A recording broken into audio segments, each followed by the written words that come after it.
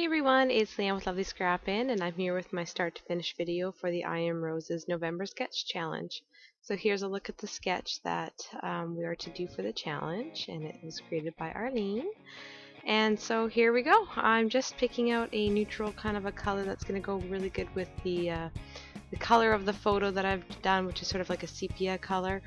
And I've just chosen it from the My Mind's Eye Lost and Found Union Square. So right now I'm just taking gesso and water, and I'm just going to give it a good whitewash just to sort of tone down a little bit of the beige that's in it. And I'm basically creating my own pattern paper that's going to look like one of the sheets of the Prima Printery.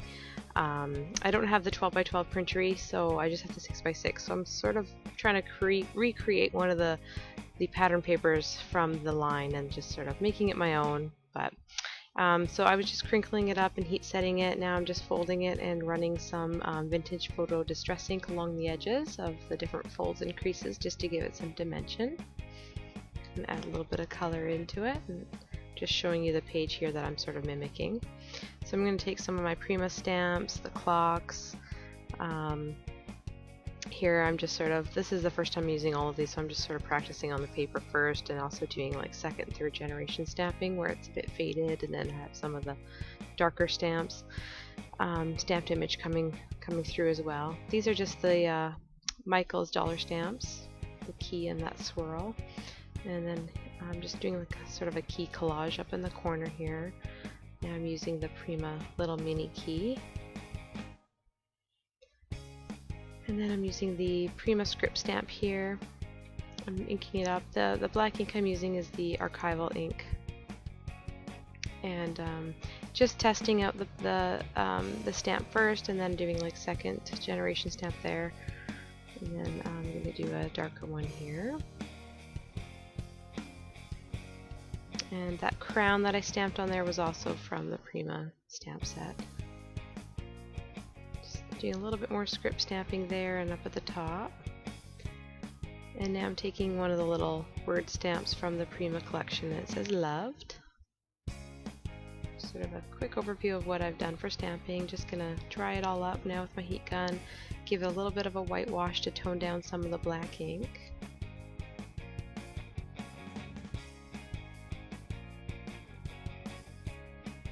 Now I'm just taking some of the folds, creasing it, and then taking my archival black ink and rubbing it along the fold line just to give it those black lines that the Prima paper kind of has. And I'm going to fold along the bottom and do some more of the vintage photo along there. Then I'm just adding a bit more vintage photo to the creases. So here I just want to do some of that rectangular type of a stamp look on the bottom like the Prima paper has. So I've just took fun foam, cut off a rectangle, and just doing some stamping along there. Trying to get it like partial looking and distressed looking. So that turned out pretty good. I like the way that looked. I think I'm just going to whitewash a little bit, tone down the black here in a second.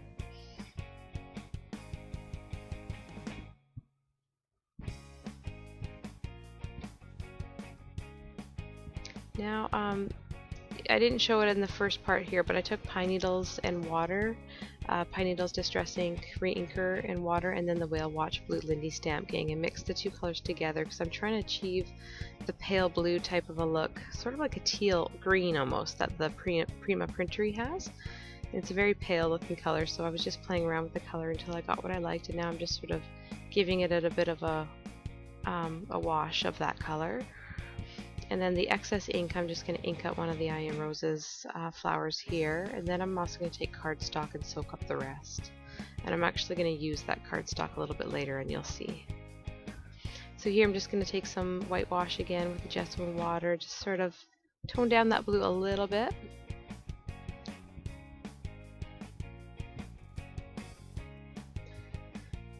I'm getting some wax paper ready here. I'll show you what I'm going to do in a second. Right now I'm just taking my photos, placing it down there, trimming them up a little bit, and I'm just kind of figuring out where I want to place them because I'm going to be spraying some Lindy's Stamp Gang down here in the Black Orchid Silver, and I kind of want it the spray to sort of frame the pictures, so I'm just kind of getting an idea where I want to spray it.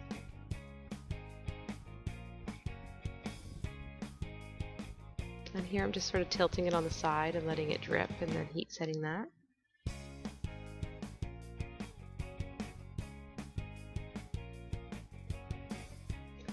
Again, I'm just sort of placing things down, figuring out where I want the brick to be. Now I'm going to put down my wax paper and iron this down to flatten it. I'm working on top of my Ranger craft mat. You guys, that thing can withstand lots of heat. You can even put it in the oven, so you can iron right on top of it and it won't hurt it at all. So now that my paper is nice and flat, I'm just again placing my photos down and taking some of the texture paste here, and I'm going to be doing some brickwork. But first I kind of want to figure out with my title how far it's going to go out and whereabouts I want the bricks to be. So that's just what I'm doing here, just sort of eyeballing everything where I want it to be. And I'm going to be doing sort of like a medium coat over top of the stencil to give it a bit of texture, not too much, but enough to definitely give it some texture. And you're going to see me sort of patting down the palette knife here to bring up some little peaks and bring up some more texture. I do it a little bit too much here, and after I take away the stencil I realized I didn't quite like that many peaks. So you're going to see me in a second kind of smooth them out a little bit. And here, and it's easy if you guys have a little bit of boo-boos, you know, with the texture paste. If you let it dry actually, and you can scrape it away quite easily too, but I just kind of took it away while it was still wet. Here I'm just smoothing out those peaks a little bit. Again, figuring out my placement and then deciding I want some brick up at the top.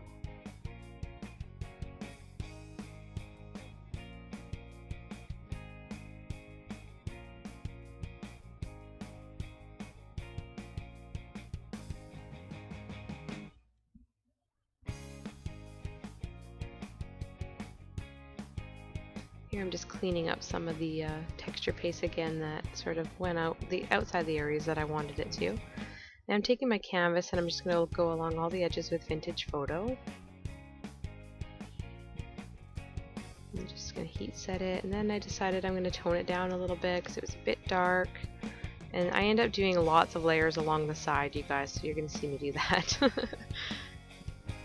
So here I'm just going to, you know, do some placement and see where I want everything, looking at my sketch, trying to kind of go by the sketch as well. And I want to distress all the edges here with the Tim Holtz Distress tool and peel out some corners and rip out some pieces just to make it look really grunge and really distressed looking. So that's just what I'm doing here. Sorry about my head peeking in every now and then. I'm using my new system with my new setup that I got for my camera, and I'm loving it, but I have to remember not to get my head in the way because now there's no tripod in front of me stopping me, so it's easy to get my big head in the way. So sorry about that, guys. So here I'm just sort of, you know, figuring out where I want a little bit more distress ink, and then again putting my photos down, and then now I'm just taking out the papers that I sort of want to incorporate in the project. Here I'm just going to decide which one I want to be behind all the teared areas, so just sort of figuring it out, and I end up going with the first one I chose right here. And I'm just going to rip out a bunch of pieces from this 6x6 and place it behind all of the little torn areas so you can see sort of a little peekaboo of that paper. And again, I'll distress all the bottom parts with the distress tool, and I'm going to adhere it down with Mod Podge medium, the matte medium.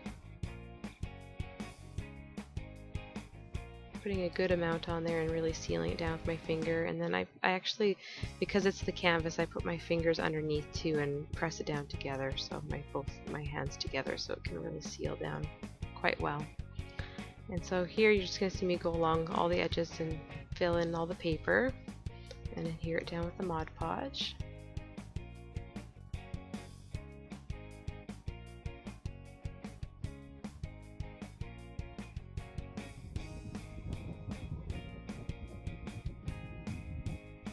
So I think I got most of the paper in place where I want it, and then I'm going to start putting down my 12x12 paper, and I'm going to do it in bits and pieces starting from the bottom because the Mod Podge dries fairly quickly. You have to put a generous amount on, but if you work in small pieces and work your way up, it's a bit easier to get a good seal. And so I've started at the bottom, and I'm just getting all the edges that I want down and getting a bit of a crinkled look still because I like the crinkled distress look. And then I'm just going to work my way to the top of the the layout, pressing it down with my finger, adding more Mod Podge where I need it.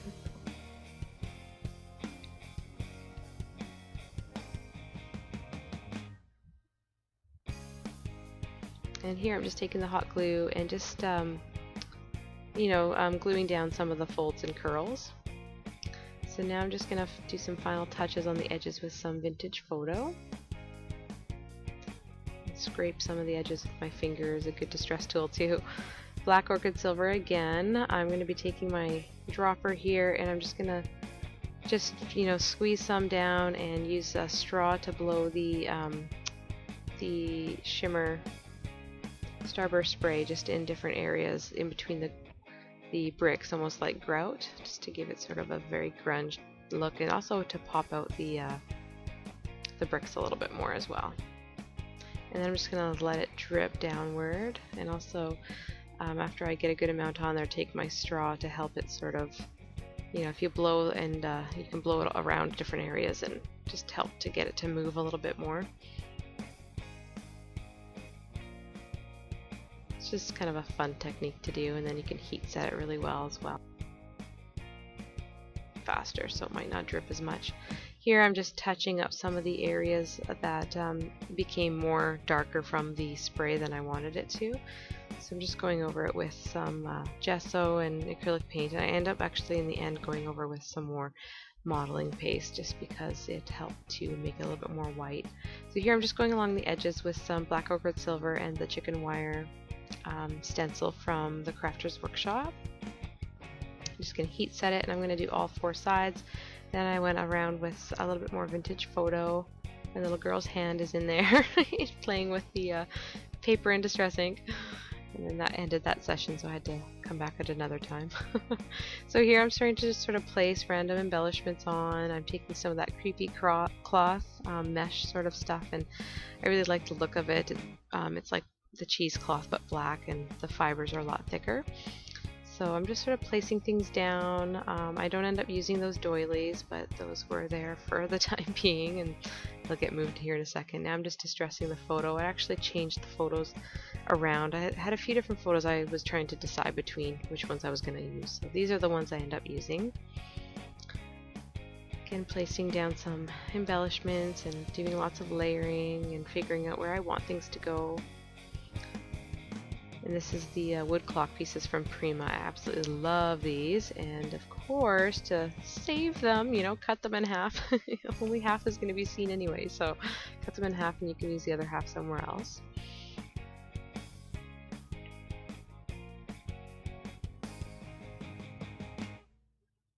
I can literally spend hours fiddling and placing things down, you guys. This is a lot is edited out, but I put things down and then I take them off, and then I put more things down and then take it off, and over and over and over I probably place things down a million times. So here I'm just putting some more black orchid silver down just to frame a little bit of the embellishments that I'm going to have coming out the side of the photo. Some more playing around, figuring out where I want things. Here's that paper that I soaked up, all that ink, and I actually put it through my printer. And I printed off in different sized fonts because I didn't know which size I'd like, so I always do different sizes. And I have the For Being You I printed off. And so now I'm just taking some green, and offhand I can't remember which green this is, so I will post it up on the screen. But it is just the green Lindy Stamp Gang, and then I'm just playing around with the colors, heat setting it, trying to get it that blue that I want to match with the layout. So once I get the look I want, I just distress the edges a bit, and then I'll adhere it down a little bit later after I figure out where I want to put it. I end up trying out 3 different areas where I was going to put it, and where it is now is not where it ends up being. So here's some beautiful flowers for my roses. Of course, I'm taking some apart and making some bigger and smaller ones to sort of flow in the area. This is scintillating silver and the pumice stone, and I'm going to be just altering this flower with that. So I'm first going over with the pumice stone, and then I'm going to spray it with scintillating silver after. And a lot of these flowers I'm just distressing with vintage photo. And now I've decided I wanted to push that up a little bit, have a little bit more of the brick showing in the bottom, and now I'm going to be placing down those clock pieces with some glossy accents. You can use hot glue too, because it's the wood is porous and the paper is porous, so hot glue would hold that quite well as well.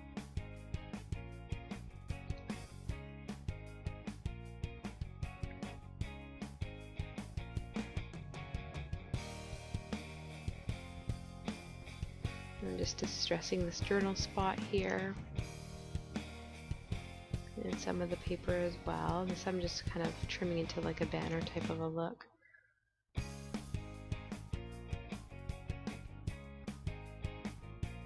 This is that little ruler piece that I fussy cut from the paper line.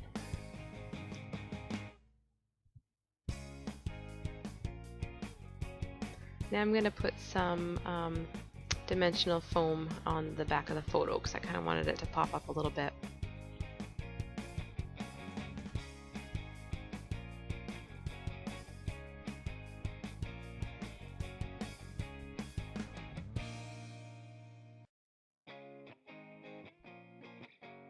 And now I'm going to stamp. I took a Prima stamp that I had, and I know there was one of like those little flourishes in the sketch, so I kind of wanted to have a little flourish coming out here, and it didn't all go down all the way, so I just took the ink that was still on it in that area that didn't get pressed down. And it's nice when it's a clear stamp because you can see where you're stamping it, so it was an easy fix.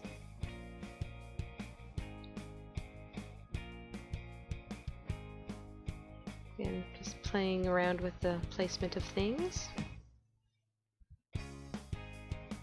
And I decided I wanted to use those other halves of the clock pieces that I had cut originally and put them up there. And I'm just fussy cutting a clock out of the paper line, taking a K & Company flat key. I did have, you can see there right now, it's a key, and it was from Michael's. It's quite big and thick, and I wanted something a little bit more flat. So this is nice. A nice flat key. And now I'm just adding some flowers there, figuring out where I want to put things.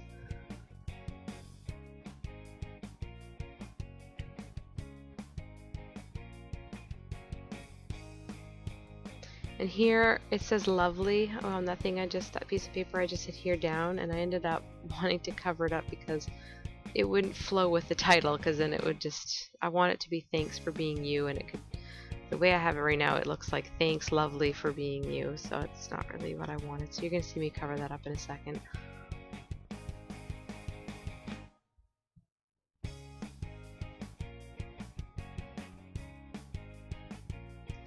So I had adhered that little photo on top of the big photo. I had put it on dimensionals, and I also put glossy accent for the photo touching photo because it's kind of glossy paper. Glossy accents can really help to hold that down rather than using hot glue.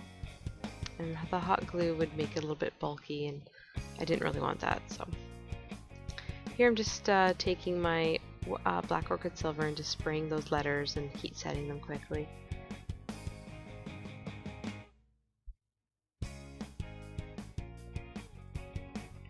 I must have placed those letters down a million times.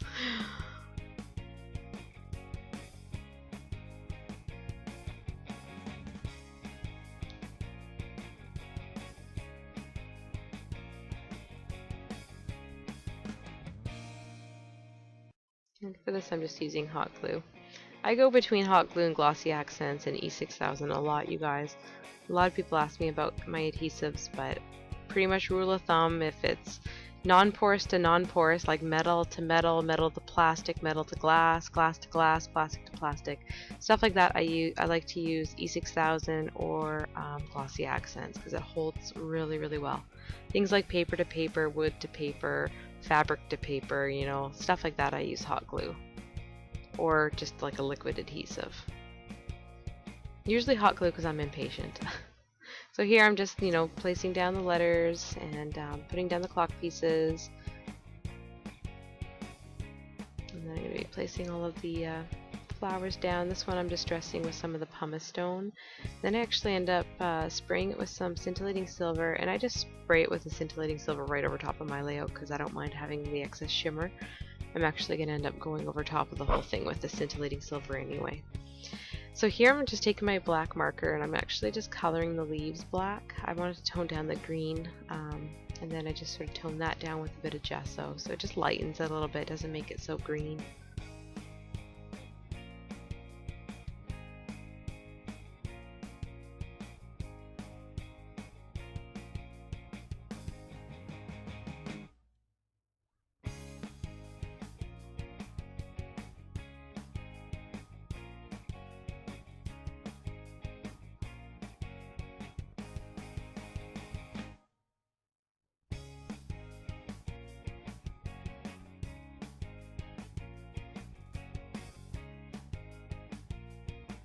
I'm just trimming some of the fibers back.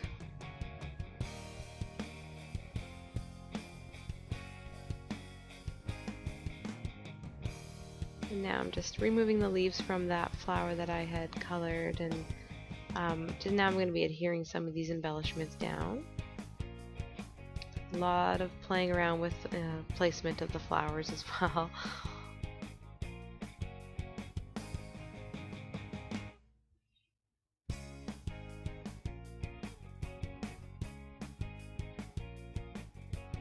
So I've decided this is where I'm covering up the lovely with the 4, and then I'm going to be putting the being and you down.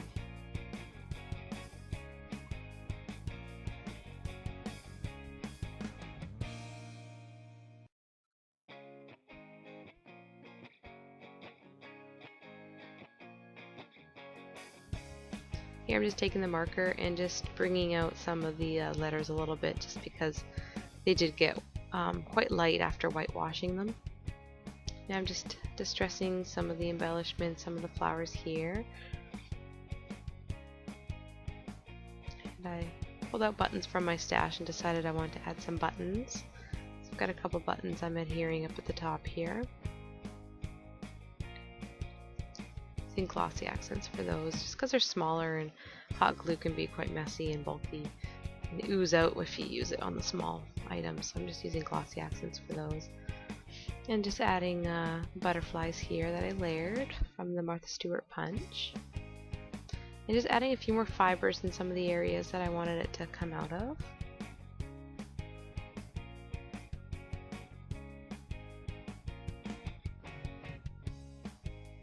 And this is the cocoa bean copper that I used on top of the little clothespin, and I kind of edited it out, but I whitewashed it a little bit with some gesso for adhering it down, just to tone down some of the copper color. Now I'm just using some glossy accents with the metal pen nib here that says memories, and I'm just adhering that down and then placing some of the fibers down with hot glue in the area that I want them to hang. Now I'm just placing down the Prima flowers up at the top and then adding a little button in there.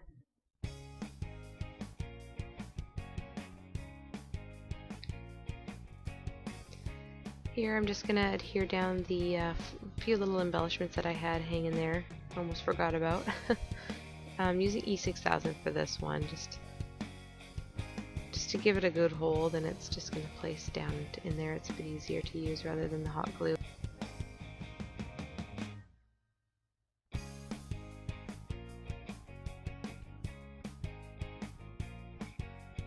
And here I'm just distressing the clock, and I ended up putting one down below and one's going to go up at the top, and I end up putting that little one up at the top on some dimensionals. And then I added another little Prima flower in there.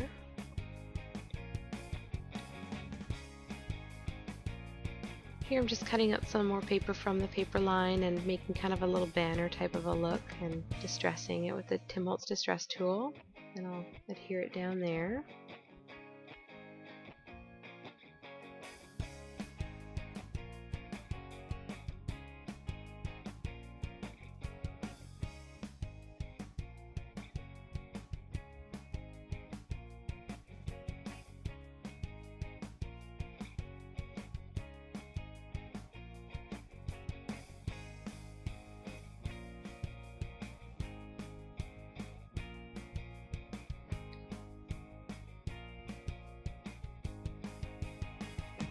And here I've decided I wanted to place a little ruler, metal ruler piece from Bead Landing, and I'm just using some glossy accents, and it's just going to pop in there just to sort of accent that little cluster I've got going on. And then down here I wanted to take another little bit of that ruler piece, and so I'm just going to fussy cut a little bit more of that out of the paper, and then I'll distress it up and then add it down to where I put the banner.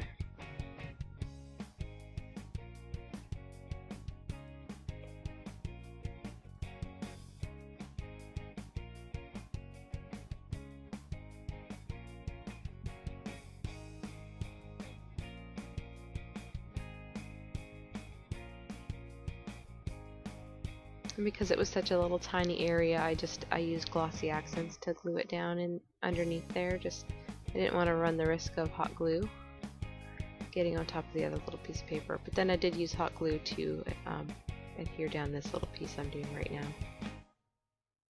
And I fussy cut this little watch piece out and decided I wanted to place it there. I'm just using glossy accent for that, because it was on top of the photo. So here I'm just distressing the butterfly from Iron Roses with the pumice stone distressing, and then I'm taking some flat back pearls from this adhesive bling that I got from my dollar store, and I'm just making the body of the butterfly there. Trimming some more of the fibers back. Here I'm just going to be drawing in a faux stitch type of a design, and I do it in a few different spots here, and I'm just going it over twice to make it a little bit darker. And I like the look of this. If I knew I wanted to do that exactly there, I would have used my actual sewing machine, but this is just a nice quick easy way to give sort of a faux stitch work look. And I'm just sort of choosing random areas on my layout to do that.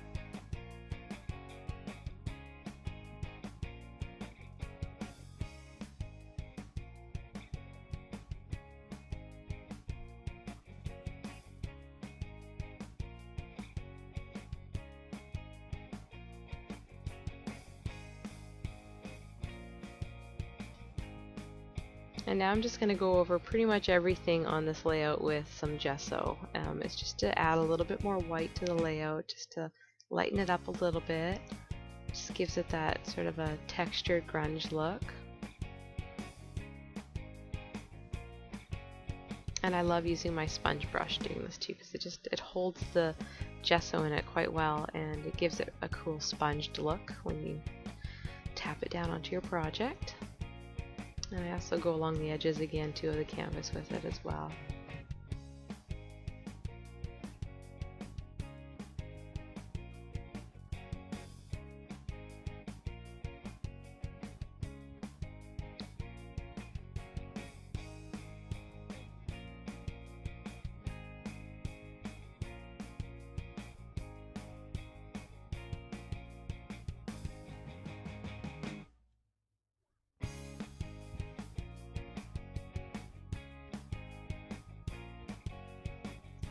And here's where I'm going over the brickwork with some more of the texture paste, just to whiten it a little bit more.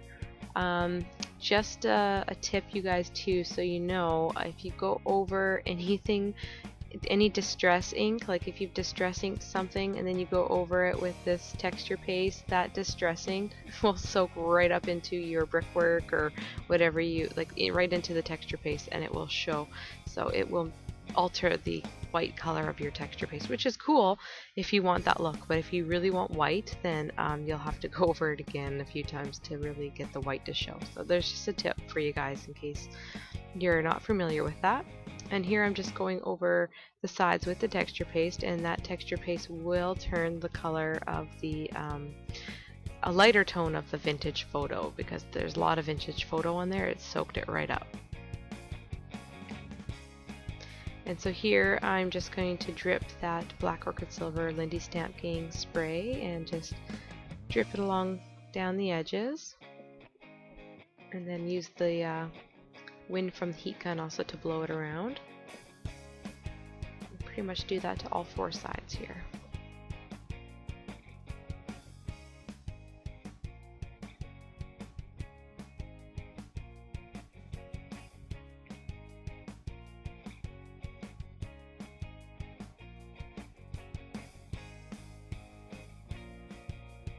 I really like the look actually of the different colors that came out through the texture paste and the gesso with the black orchid silver that was sprayed down initially, and the gesso and the vintage photo. All of the colors really meshed well in the end. It looks so grungy, and I really love the way it turned out, so I was quite happy with that. It's fun just playing around, and hopefully you like the end result, and in this case I did, so that's what it looks like there.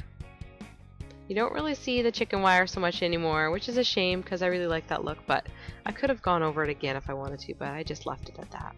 And here I'm pretty much just, now that I'm done everything, I'm just spraying it all with this scintillating silver. And that pretty much wraps it up, you guys. Thanks so much for watching. I really hope you enjoyed this tutorial. If you have any questions, please let me know.